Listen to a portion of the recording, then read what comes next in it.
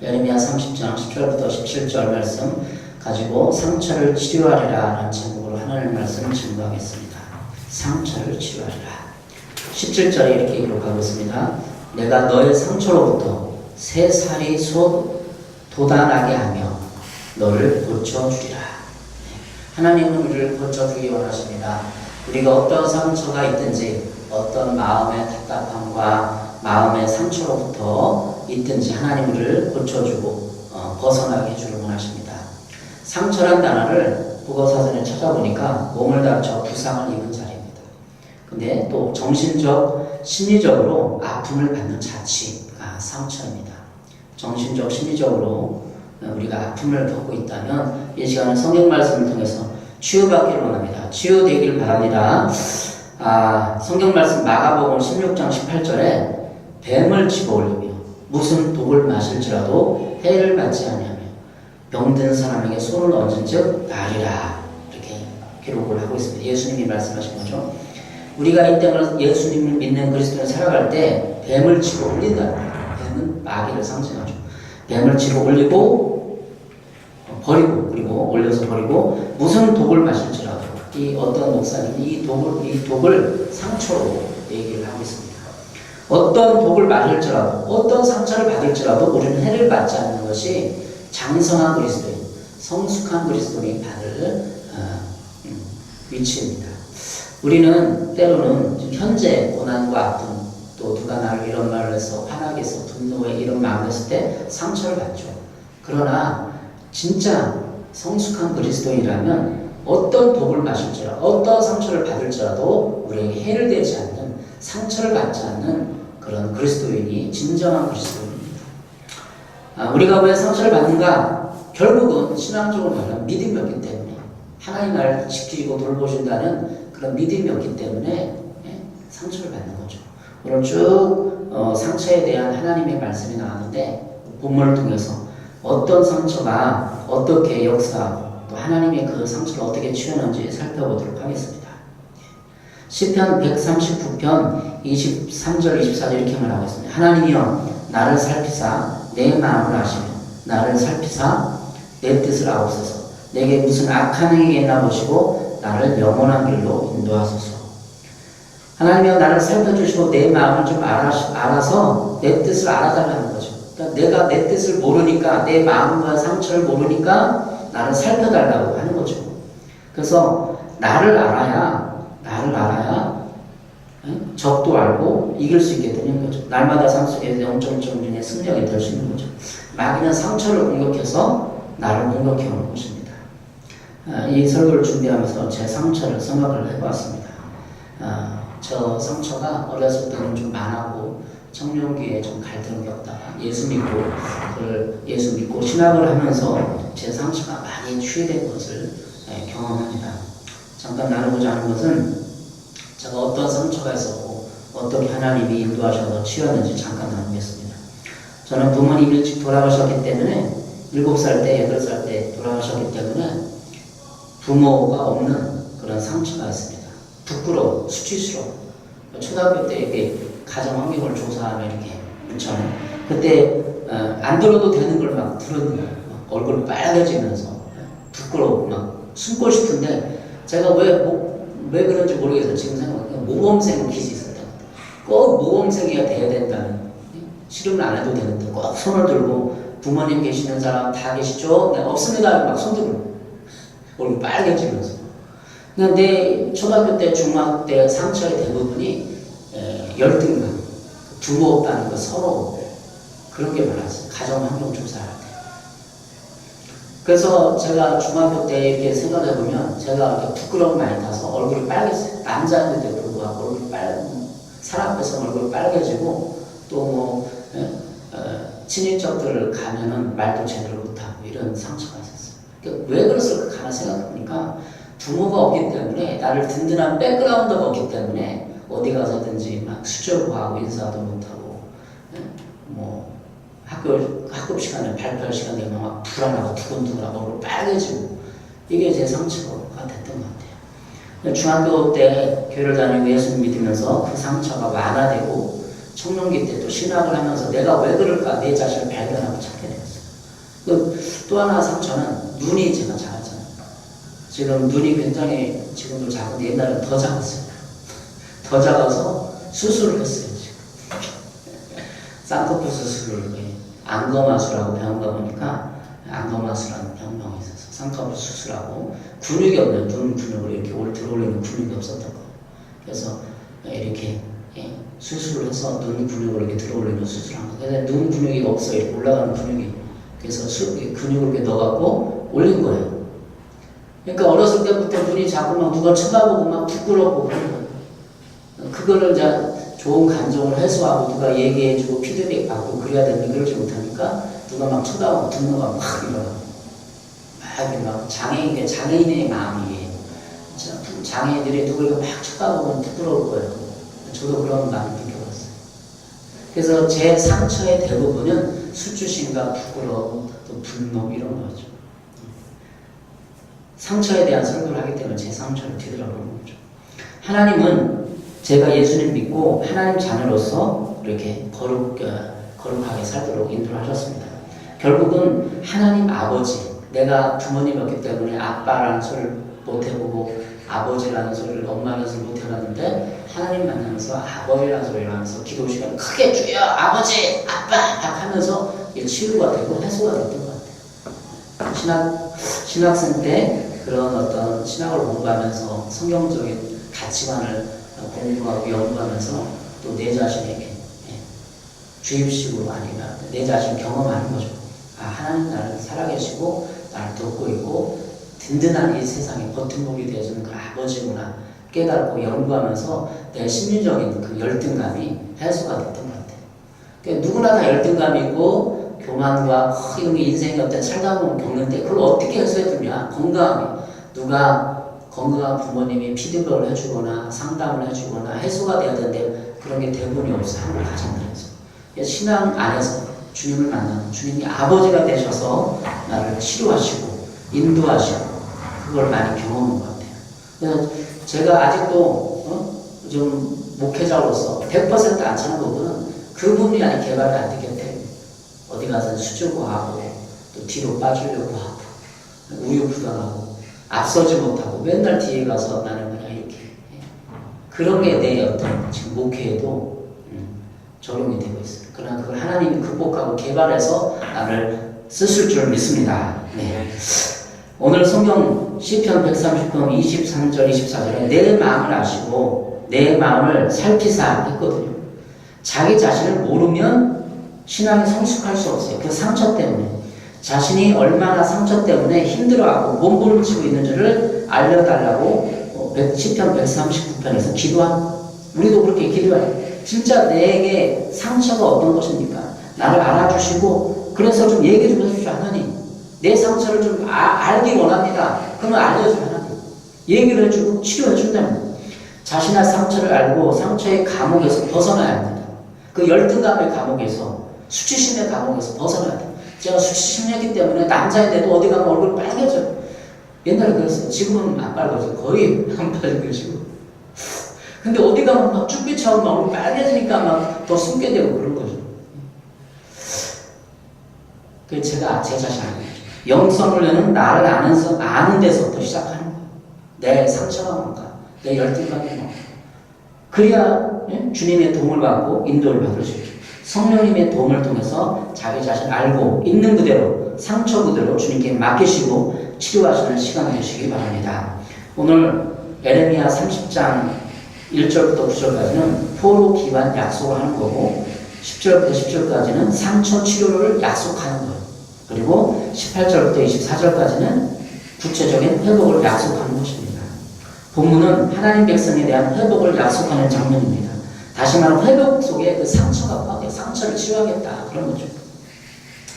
에레미야 30장에서 33장은 소위 위로의 책이라고 불립니다. 위로의 책. 그런데 이처럼 여기에 회복 약속을 기록하고 있는 것은 하나님의 엄중한 징계에 처한 유다 백성들로 하여금 하나님의 징계에 낙담하지 않고 소망을 갖고 하나님을 바라보게 함으로써 현재의 고난을 인내로 극복하기 위함이었습니다. 1절부터 3절까지 에레미야 30장 1절부터 3절까지는 30장부터 33장 전체 서론 부분으로서 30장부터 33 내용을 압축하고 있습니다. 즉 북왕국 이스라엘과 남왕국 유다의 포로된 자들이 회복되어 귀환하게 될 것이라는 것입니다. 예레미야 30장 3절 여호와의 말씀이라 보라 내가 내 백성 이스라엘과 유다의 포로를 돌아오게 할 날이 오리니 내가 그들을 그 조상들에게 준 땅으로 돌아오게 할 것이니 그들이 그 땅을 차지하리라 여호와께서 말씀하시니라. 이스라엘 백성, 이스라엘 나라의 상처는 바로 포로로 끌려갔을 때의 상처입니다. 민족적인 신앙이, 하나님 신앙이 무너졌을 때 가장 큰 상처가 되는 것입니다. 고대 사회의 정신적 기반은 종교였어요. 어느 나라나 다 마찬가지죠. 우리 고조선, 신라시대도 종교가 그 주축, 정신적인 지주가 됐어요. 그 신앙이 무너지면 모든 것이 무너져요. 고대 사회. 종교가 무너지면 나라 자체의 의미가 없는 거예요. 민족적 기반이 무너지고 타민족의 조롱과 학대가 심했을 것입니다. 그들은 선미 이스라엘의 상처뿐 아니라 개인적인 상처와 트라우마까지 이루 헤아릴 수 없는 많은 상처를 경험했을 것입니다. 상처는 개인의 상처와 민족적, 국가적인 상처가 있습니다. 이스라엘이 당하는 상처를 치유하시는 하나님이 자기 백성의 상처를 참아보지 못하고 치료하기를 약속하고 있는 것입니다. 오늘 17절이겠죠. 내가 너의 상처로부터 세상이 도달하게 하여 너를 고쳐주리라. 그래서 너가 이스라엘 민족 공동체 전체를 말하는 것입니다. 저는 오늘 본문을 연구하고 묵상하는 가운데 예레미야 30장은 상처 치유의 계룡 같은 이미지를 보게 되었습니다. 상처는 개인뿐만 아니라 민족적으로 보여야 합니다. 하나님은 이스라엘 전체 집단을 치유할 것을 예언하고 있기 때문입니다. 그래서 대처 치유하는 분이나 상처에 대한 얘기하는 분들 보면 개인만 얘기해요. 개인의 상처, 가정, 가정의 상처, 개인의 이 상처는 국가적인, 사회적인 그런 사상과 함께 같이 있는 거예요. 우리나라의 상처는 뭐죠? 유교로 말미암아 너무 한이 맺힌 그 여자들의 한 맺힌 우리나라 한민족 여자는 한이 많다고 그러잖아요. 우리나라 정서저가 한이 많은데 왜 우리나라 그 한에 휩싸여서 상처가 많습니까? 유교 사회이기 때문에 유교 나오는 쓴뿌리부터 상처를 받고 국가적인 유교 전쟁이나 임진왜란을 거치면서 국가적인 집단의 상처가 있는 원망이 있는 거예요. 일본에 대한 일본 나라에 대한 복수심이 있고 원망가 있는 거예요. 그 아직 치유되지 않았어요. 민족은 유교 전쟁을 통해서 형제끼리 민족끼리 싸웠어요. 죽이고 칼질했어요. 그것이 아직 치유가 안 됐어요. 하나님 우리나라를 보실 때 국가운동 참여하겠지만 통일되는 것이 하나님의 치유의 전체적인 설계된 것 같아요. 그죠? 본문을 통해서 하나님 이스라엘 백성이 집단 이스라엘 나라를 치유하기를 원하는 거예요. 한 사람의 개인이 아니라. 선미 이스라엘을 어떻게 치유하고 그 치료는 무엇이고 우리 개인의 치유에 있어서 상처와 관련된 용어들을 살펴보고 그 상처들부터 우리를 구원하시는 하나님을 깊이 체험하는 시간 되시기 바랍니다.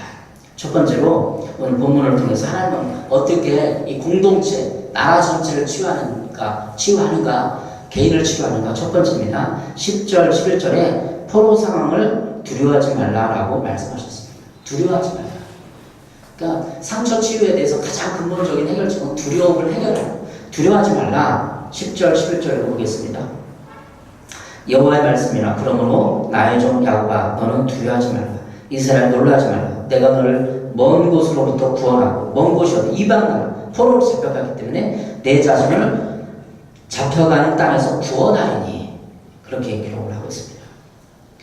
의학 용어 중에 트라우마라는 용어가 있습니다. 정신의학 용어 트라우마는 국어사전에 재해를 당한 뒤에 생기는 비정상적인 심리적 반응을 말합니다. 그러면 유다 이스라엘 나라에서는 나라가 망하고 바벨론으로 그 사람들이 포로로 끌려갔습니다. 그때의 상황을 생각해보면 그 사람들이 마음속에 두려움과 공포, 놀람이 있었을 거예요. 이스라엘 사람들은 다 집단 트라우마를 겪은 것입니다. 이스라엘이 망했을 때, 바벨론이 망했을 때 3분의 1 사람들은 그 땅에 남고 농군이나 부지런한 사람하고 엘리트 계층이나 사회 중류층 계층은 다 포로로 잡혀갔어요. 히드기야 왕은 눈이 뽑혔어요. 그죠? 이런 것이 심리적 외상이라는 거예요. 트라우마라는 거죠. 자기 왕이 눈이 빡기고 모든 사람이 다 철저하게 막 겁탈당하고 막 착취당하고 다 끌려가요. 이게 트라우마, 집단 트라우마. 이 정신용어 집단 트라우마를 외상으로 스트레스 장애라고 하는데 생명을 위협할 정도의 극심한 스트레스를 경험하고 나서 발생하는 심리적 반응입니다. 정신적 외상이란 충격적이거나 두려운 사건을 당하거나 목격하는 것을 말합니다. 지금 나라가 망하고 다 사람들이 착취당하고 처형당하고 죽어가고 끌려가는데 얼마나 사람들이 트라우마가 심할 거예요. 이러한 외상들은 대부분 갑작스럽게 일어나며 경험하는 사람에게 심한 고통을 주고 일반적인 스트레스 대응 능력을 압도합니다. 외상 후 스트레스 장애 환자는 그런 외상이 지나갔음을 불구하고 계속해서 그 당시에 충격적인 기억이 떠오르고 그 외상을 떠오르게 하는 활동이나 장소를 피하게 됩니다. 또한 신경이 날카로워져서 집중을 하지 못하고 수면에도 문제가 생깁니다. 잠을 못 자는 거죠. 앞으로 닥칠 일에 대한 통제력을 상실하거나 상실할 것 같은 공포감을 느낄 수 있습니다. 세월호 때 많은 학생들 죽었잖아요. 옆에 사람들 죽고 막 학생들 발버둥 치는 걸 봤단 말이에요. 그러면 이게 기억이 떠나지 않고 계속 꿈을 꾸는 거예요. 이 전쟁 상황에서 사람들 죽어가고 막 피 흘리고 죽고 막 포로 잡혀갔을 때 그 기억이 계속하는 거예요. 그러니까 이스라엘 나라가 70년 동안 포로 생활했는데 왜 포로 70년 했을까 생각을 해봅니다. 사람들이 트라우마에 다 걸렸대요. 트라우마. 잠을 자도 잠이 안 오고 부득부득 알고 그런 거죠. 그때 예레미야나 에스겔이나 선지자들이 나타나서 그들을 위로하는 하나님 메시지를 하나님 다시 회복할 거다. 계속 지금 예언이 회복할 거다 예언하는 거예요. 생명의 위협이 되는 사건을 경험한 사람은 누구나 외상은 스트레스 장애에 나타날 수 있으며 원인이 되는 대표적인 외상적 사건은 다음과 같습니다. 전쟁 또는 전투에 노출되고 아동이 성적, 신체적 학대, 테러, 성적 혹은 신체적 공격, 교통사고 등의 심각한 사고, 화재, 태풍, 홍수, 쓰나미, 지진, 화재가 나가고 막 누가 뭐 아들이 죽었어, 막 걸려 타는 걸 봤어. 이런 평생 가는 트라우마가. 외상 이후 대부분은 스트레스 반응을 겪게 되는데 이러한 반응은 개인의 나약함과는 관련이 없어. 네가 나약하니까 그런 걸 못 잊는 거지. 그게 나약하니까 상관없어. 스트레스 반응은 며칠 또는 몇 주까지 지속되지만 대부분 시간이 지나면 천천히 나아집니다. 이런 어떤 종류의 외상성 사건이라도 생존자들은 공통적인 스트레스 반응을 경험하게 됩니다. 이러한 경험은 참정군인, 아동, 재해 및 사고의 생존자 모두에게 해당됩니다. 외상성 사건 이후 어떤 반응이 나타나는 걸 이해하고 본다면 본인이나 사랑하는 사람이 외상을 겪었을 때 도움이 될 것입니다. 오늘 보면 나라가 망하고 그 나라의 왕이 잡히고 두 눈이 뽑히고 자신의 친척이 처형당하고 자신과 주변 사람들이 학대당하는 상황입니다. 전쟁에서 져서 전쟁포로 잡혀가는 상황입니다. 그들의 인권도 국가적 자존심도 민족도 신앙도 무너져 내린 것입니다. 하나님은 이런 상황을 외면하지 않고 회복하고 치유하기를 약속하는 것입니다. 10절부터 11절 이런 트라우마를 겪을 것을 이스라엘을 내다보면서 이스라엘 민족을 향한 위로와 격려의 메시지입니다. 그 핵심은 두려워하지 말라는 것입니다. 그러니까 이스라엘 민족에게 두려워하지 말라. 앞으로 닥칠 그런 것을 미리 전쟁에서 져서 너네 포로 잡아갈 건데 예레미야가 다 말씀했어요. 모든 사람들에게 다 국가적 선포했어요. 그때 두려워하지 말라. 대비를 하는 거죠. 하나님이 이렇게 친히 우리를 돌보시고 우리를 함께하는 분입니다. 제가 명절 때 집에 가면 가끔 형들과 얘기를 하는데 가끔 과거 얘기를 형들이 어떤 가족에 대한 부모님에 대한 얘기를 하는데 우리 형의 둘째 형의 트라우마를 소개하겠습니다. 그때 부모님이 다 돌아가시고 빚이 있었기 때문에 농사짓다가 홍수가 와서 딱 빚이 있었거든요. 하여튼 빚을 해결하기 위해서 집을 다 팔고 집에 있는 가산을 다 빚진 사람한테 나눠주고 둘째 형이 그때 18살인가 그랬어요. 제가 8살이었으니까. 근데 가산을 다 정리하고 사람들 나눠주고 빚 정리하고 이런 거 하는데 우리 둘째 형이 몇 년 동안 소를 키웠더라고요.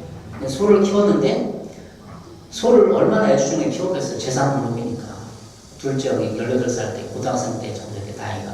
근데 소를 키우는데 소를 비비는 사람이 주는 거예요. 근데 자기가 뭐 주고 어떤 사람이 와서 끌고 가는 거예요. 근데 소는 가기 싫다고 하고 소도 아는데 눈물이 나오고 그랬다는 거죠.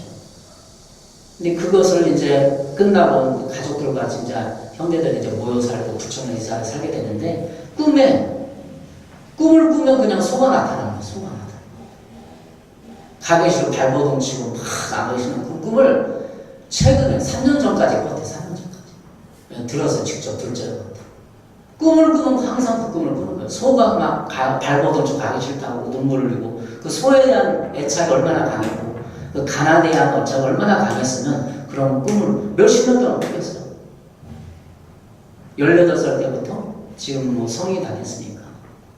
그게 트라우마야, 그게 트라우마. 그 충격 아니에요. 그 18살 학생에게 당한, 예? 부모님이 한 해에 다 돌아가지고 얼마나 충격적이에요. 그리고 가사는 다 탕진해갖고 막, 예? 이렇게 가사 빚 때문에 나눠주고, 자기가 애주중 줄 아는 소까지도, 예? 빚 있는 사람한테 나눠주고, 모든 걸 빈털이 되고, 잃어버린 그 트라우마가 엄청났을 거예요. 그때는 그게 상처가 되는지도 외상이 되는지도 모르고 그렇게 살아왔던 거예요, 우리들이. 다 이런 가난에 대한 상처와 아픔과 고통이 다 누구나 다 있는 거예요. 그래서 제가 왜 그랬을까, 형이 왜 그렇게 꿈을 꿨을까 생각을 해봤는데, 제가 현충원에 우리 부모님을 모시고 그때 현충원 앞에서 축복기도를 했어요.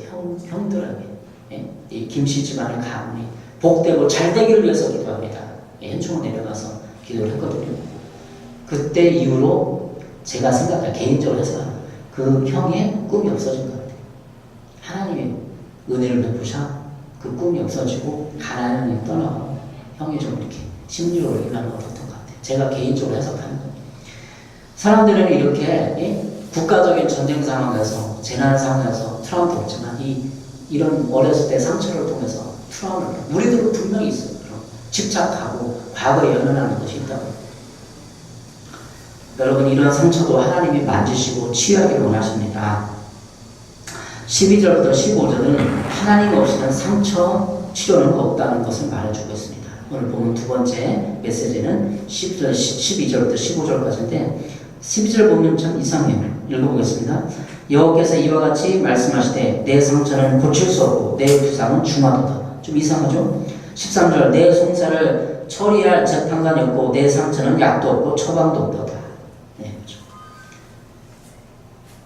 어쩌면 내 상처는 약도 없고 처방도 없다는 말은 상처를 치료하겠다는 말과는 반대입니다. 어떻게 보면 조롱하는 것 같고 저주하는 것 같습니다. 그런데 하나님은 이 말들 앞에 내가 없으면 이라는 말을 생략하여 하나님 자신이 치료의 주체이며 이스라엘 민족의 진정한 치료자임을 강조하고 있는 것입니다. 이 말들 앞에 내가 없으면 이라는 말을 넣어보면 알 수 있습니다. 여호와께서 이와 같이 말씀하시되 내 상처는 고칠 수 없고 내 부상은 중하도다. 내가 없으면 그렇게 못한다는 거죠. 너를 사랑하는 자가 다 너를 잊고 찾지 않으니 이는 내 악행이 많고 내 죄가 많기 때문에 나는 내 원수가 당할 고난을 내가 받게 하며 잔인한 징계를 내려두다. 이렇게 하나님 말씀하는 거죠. 이방 민족의 침입과 70년간의 포로 생활로 인해 받은 상처가 인간의 능력으로는 도저히 치유할 수 없는 상태에 처했음을 보여주고 있습니다. 어떤 인간적인 수단이나 방법으로는 치유될 수 없는 유다 백성의 처참한 상처를 하나님의 권능으로 치유하겠다는 것입니다. 실로 하나님은 자기 백성이 죄에 대한 징계에 처하여 자신들의 잘못을 깨달고 회개하며 자신의 능력으로는 아무것도 할 수 없다고 생각할 때 비로소 그들을 구원하심으로 그들로 하여금 오직 하나님만이 참 구원자 되심을 알게 하시고 당신의 뜻에 복종하게 하시는 것입니다. 우리 현대 그리스도인이 내적 치유에 대해서 많이 들었습니다. 요즘 주위에도 심리상담 센터들이 많이 생기고 있습니다.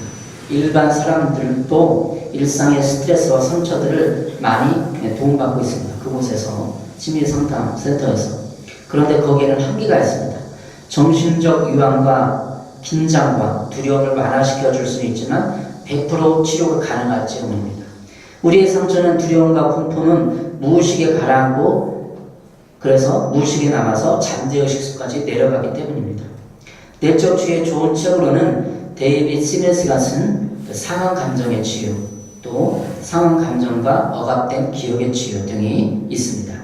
억압된 기억 속에 우리의 두려움과 공포, 어렸을 적의 상처로부터 나오는 우리의 잘못된 행동과 언어 등이 있습니다. 여러분이 솔직히 하나님 앞에, 사람 앞에 건강하지 못한 부분이 있다면 이런 책을 읽으시고 치유에 대한 기독교적 시각을 가져야 합니다.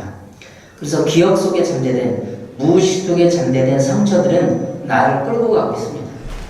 주님의 말씀이 나를 끌고 가는 것이 아니라 상처로부터 나온 복수심, 그리고 원망과 쓴뿌리가 나의 감정과 생각을 잡고 흔들며 이끌고 있는 것입니다.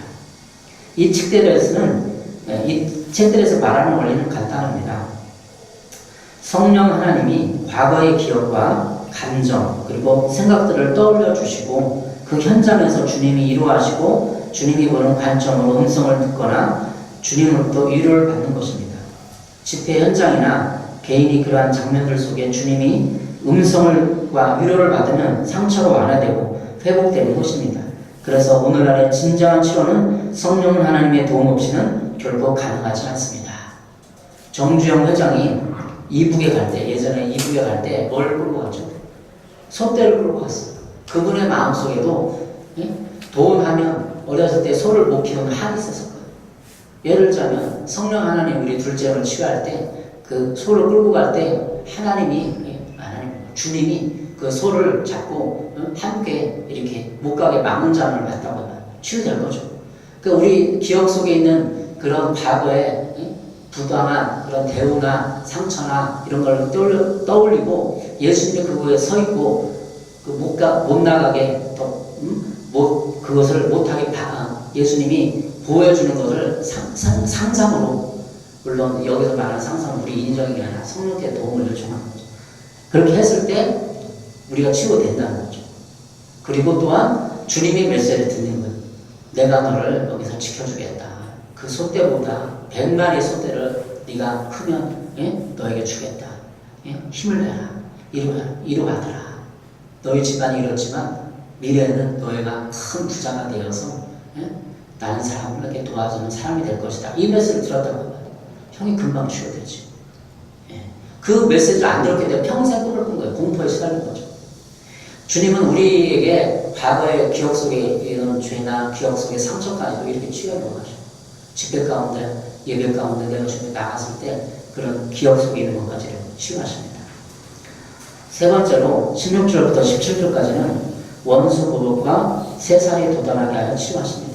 하나님이 우리를 어떻게 치유하는가, 집단을 어떻게 치유하는가, 원수 보복을 합니다. 원수 보복과 세살이 도달하게 하십니다. 16절에 읽어보겠습니다. 그러므로 너를 먹는 모든 자는 잡아먹힐 것이며 내 모든 대적은 사로잡혀 갈 것이고 너에게 탈취한 자는 탈취를 당할 것이며 너에게서 노력한 모든 자는 노란물이 되리라. 이스라엘 백성이 이 예언을 들었으면 얼마나 위로가 되겠어요. 네가 당한 그 바벨론 나라를 내가 그대로 너에게 바벨론 나라를 갖다 줄 거고 징계할 것이다. 이게 얼마나 위로가 될 거라는 거죠. 하나님은 바벨론 나라를 그들의 유다에 행한 것과 동일한 방법으로 심판하실 것을 예언한 것입니다. 그러나 바벨론에 대한 심판은 이스라엘처럼 회복된 것이 아니라 역사에서 완전한 멸망을 의미하는 것입니다. 하나님은 우리를 치료하고 위로하시고 우리 주위의 사람들을 징계의 도구로 사용하고 막대기로 사용하여 채찍질하십니다. 그리스도인들이 한 훈련 받을 때 주위 사람들, 가족이나 친인척이나 회사의 동료를 통해서 징계의 도구로 사용하는 거죠. 채찍질하는 거죠. 그 사람들로서. 그러나 하나님은 그 도구들을 치워버리고 꺾어버리고 불태워버리십니다. 우리가 치료되기 위해서는 나를 괴롭혔던 원수 마귀가 떠나고 도구로 사용되었던 사람들이 떠나고 심판받는 것입니다. 하나님은 이런 일을 우리의 개인의 삶 속에서 이루시는 분입니다. 여러분 주위를 살펴보시오. 여러분을 힘들게 했던 사람, 상처를 주었던 사람들이 나중에 다 비폐해지고 떠나고 낮아지고 그렇게 된 걸 경험할 거예요. 로마서 12장 19절입니다. 내 사랑하는 자들아 너희가 친히 원수를 갚지 말고 하나님의 진노하심에 맡기라. 기록되었을 때 원수 갚는 것이 내게 있으니 내가 갚으리라. 주께서 말씀하시니라. 원수가 있으면 상처를 받잖아요. 주위 사람 통해서 나를 들어서 상처를 받았어. 힘들고 억울한 일을 받았어요. 그때 하나님은 우리에게 그 진노하심을, 억울함을 하나님께 맡기고 하나님의 진노하심에 맡기라고 기록하고 있는 거죠. 친히 원수를 갚지 말고. 오늘 17절에도 여호와의 말씀이라 그들이 쫓겨난 자라 하매 시온을 찾는 자가 없은즉 내가 너의 상처로부터 새 살이 돋아나게 하여 고쳐주리라. 너를 고쳐주리라. 내가 상처로부터 새 살이 돋아나게 하는 분은 하나님입니다. 하나님은 새 살을 돋아나게 할 수 있는 전능하신 분입니다. 어떤 우리의 상처도 우리 열등의식과 교만, 자기 월도 하나님은 치유하십니다. 에스겔서 36장 26절 또 새 영을 너희 속에 두고 새 마음을 너에게 주되 너희 육신에서 굳은 마음을 제거하고 부드러운 마음을 줄 것이며 에스겔서 36장도 똑같이 에스겔을 통한 이스라엘 나라 회복을 이스라엘 나라가 회복하고 치유할 것을 기록하고 있는 거예요. 그때 어떻게 그냥 내 영을 너희 속에 두고 새 마음을 주고 너희 육신에서 굳은 마음을 제거하겠다고 약속하시는 것입니다. 여기서 새 영은 성령 하나님을 말합니다. 성령 우리 마음속에 우리가 무언가를 교감하고 사랑해주고 우리의 상처를 함께 나누고 치유하기를 원하십니다. 새 마음이 우리에게도 필요합니다. 성령께서 먼저 우리 마음을 만져주시고 우리를 회개케 하시며 위로하십니다. 그리고 새 마음을 주십니다. 너 육신에서 굳은 마음을 제거하고 부드러운 마음을 줄 것이라고 말했습니다. 굳은 마음은 어떤 마음일까요? 굳은 마음은 상처와 억울함과 열심히 하는데도 거절되고 인정받지 못한 마음입니다. 사람에게는 온갖 건강하지 못한 마음이 있습니다. 그런데 이것이 마음을 굳게 합니다. 건강한 마음은 부드러운 마음입니다. 희도애락이 분명한 사람입니다. 잘 웃고 울고 악에 분노하고 그러니까 절제할 줄 알고 즐거움이 가득한 사람입니다. 너무나 많은 감정을 억압하고 감추면 감정이 무뎌지고 굳어지게 되어 있습니다. 또 죄악으로 마음이 굳어집니다. 용서하지 못하고 그리고 미움과 분노, 원망 이런 것이 마음을 굳어지게 합니다. 이스라엘 포로 생활에서 가장 문제가 되는 것은 상처받아 거절당했다는 거절감입니다. 이스라엘 나라 사람들이 하나님께 거절된 거예요. 너는 이제 하나님이 선택한 민족이라고 했는데 거절된 거죠. 포로를 잡혀갔으니까. 하나님에 대한 신앙인 것입니다. 그들은 이런 포로 생활 가운데 버려지고 잊혀지고 무시당하고 억울함 당했습니다. 그래서 하나님은 그들의 굳은 마음이죠. 하나님 진짜 있긴 있어. 우리 민족 이렇게 망했는데 이 나쁜 놈은 하나님 아니야? 그런 마음이에요. 우리도 상처가 받고 억울함 당하면 그런 마음이 생겨요. 늘 하나님 도대체 뭐 하는 거야? 이런 그게 굳은 마음인 거죠. 굳은 마음 때문에 이스라엘 백성의 관계가 흐트러졌어요. 이스라엘 그 나라와 하나님 관계가 무너졌어요. 관계가. 그들은 종교적이고 신앙적인 행위들이 문제가 된 것입니다. 굳은 마음으로 하나님 옆에 제사해도 마음이 굳어져서 예배하거나 제사할 마음이 없는 거예요. 그냥 형식적으로 제사를 드리면 포로를 잡혀갔으니까. 근데 하나님에 대한 그 상처난 마음 때문에 왜 우리가 망해야 되냐? 우리가 뭘 잘못했느냐? 이런 마음이 있는 거죠. 우리도 마찬가지예요. 고난을 당하고 힘들고 상처를 받으면 왜 내게 이런 고난이 옵니까? 상처를 받습니까? 마음이 굳어져요. 늘 원망한 사람이 생겨요. 남편을 원망하고 아내를 원망하고 네가 돈을 못 버니까 이제 네가 결혼해서 내 인생 쪽박 났다 뭐 이렇게. 이게 굳은 마음. 탁탁하게 굳어서 예배를 드려도 이 마음 회복이 안 되는 거예요. 늘 우리는 그렇지 않습니까? 늘 대통령 원망하고 아내 원망하고 부모님은 재산 없이 나에게 돈을 안 물려줬으니까 그러지 하고 이게 굳은 마음. 하나님은 이런 굳은 마음도 치유하십니다. 금요일 대전에서 국가기도운동 대전 대회가 있었는데 갔다 왔습니다. 우리 집사님과 함께 갔다 왔는데 국가를 위해 기도하고 자신의 성령 충만을 위해서 기도했습니다. 우리는 민족의 죄악들을 위해 기도해야 합니다. 통일을 위해 기도해야 합니다. 우리 민족은 아직 상처가 치유되지 않았습니다. 그 위안부 할머니들 상처는 누가 보듬어야 됩니까? 아직 위안부 할머니들이 그들에게 일본 그 당사자들이 사과하지 않았어요. 사과를 받지 않았는데 무슨 상처가 됩니까? 상처 치유가 됩니까? 이거 꼭 기도해야 돼. 국가적으로. 위안부 할머니들이 사과를 받으라 그 가슴이 풀릴 거 아니에요. 평생 동안 수십 년 동안 뭐에 트라우마에 시달렸던 그 장면이 막 꿈에 나타나고 막 죽이려고 하고 인생을 산 거예요. 그런 사람들이 있는데 이 나라 어떻게 통일되고 국가적인 복음, 진정한 복음. 그리고 남한과 북한의 10만 명들이 아픔과 가족과 만남도 못하고 있어요. 몇천 명이 지금 있대요. 지금 몇 년 동안 만난 게 1,000명이 안 된대요. 그런데 아직 못 만난 가족들이 몇천 명이, 6천 명이 남아있대요. 아직. 그 사람들이 아직 가족을 못 만나고 평생 보기 싫어요. 가족을 보고 싶은 그 정과 눈물과 한숨을 누가 치료할 거라는 거죠. 우리 그리스도인이 기도하고 해야 된다는 거죠. 그 하나님은 어떻게 치료할 거예요? 통일을 시켜서 우리 민족을 치료하기 원하시는 하나님. 하나님이 이런 민족적인 아픔도 분명 치유하시길 원하십니다. 마치 이스라엘 민족에게 이루신 치료와 회복 약속처럼 우리나라도 이런 상처들부터 치유되기를 바라십니다. 또한 하나님은 개인과 민족까지도 치유하시고 돌보시는 좋으신 분이라는 것을 늘 잊지 않기를 바랍니다. 치유하신 하나님을 만나보시고 여러분의 인격도 고결하시고 하나님의 쓰시기에는 훌륭한 인격들로 변화되시기를 바랍니다. 먼저 과거와 상처를 만나십시오. 기도하다가 또 집회 중에 기쁜 기도를 하다가 과거에 내가 왜 이렇게 내 성격이 이렇게 모나고 거칠고 힘들고 내 인생이 안 풀리는가 생각을 해봐요. 그리고 주님 앞에 알려달라고 기도를 해보세요. 주님, 내가 왜 이렇습니까? 왜 이런 성격을 합니까? 왜 화만 나면 이렇게 막 집어 던집니까? 왜 화만 나면 이렇습니까? 라고 주님 앞에 기도를 해봐요. 그럼 과거가 떠올려주면서 야, 네가 어렸을 때 부모님부터 이런 대접을 막 학대를 받았다. 그 장면이 싹 연상되고 떠오르는 거예요. 그리고 주님 앞에 기도 중에 그 현장에 있는 주님을 바라보고 위로를 받으십시오. 기도 중에 기억 속에서 감정과 생각들을 꺼내놓고 주님 앞에 토로하십시오. 그리고 주님의 음성을 듣고 새로운 시각으로 상처를 해석하십시오. 오늘 제가 좀 치료에 대해서 많은 분야를 가졌어요. 어떤 사람은 내적 주님만 다르고 어떤 사람은 이 본문은 국가적인 하나님이 공동체를, 민족을 치유하고 싶은 그 끝없는 사랑과 갈망이 나와 있는 거예요. 우리 민족을 치유하시고, 나를 치유하시고, 가정을 치유하시고, 집단 치유, 가정도 치유받아야 돼요. 그런 치유의 하나님을 만나시기 바랍니다. 기도하겠습니다.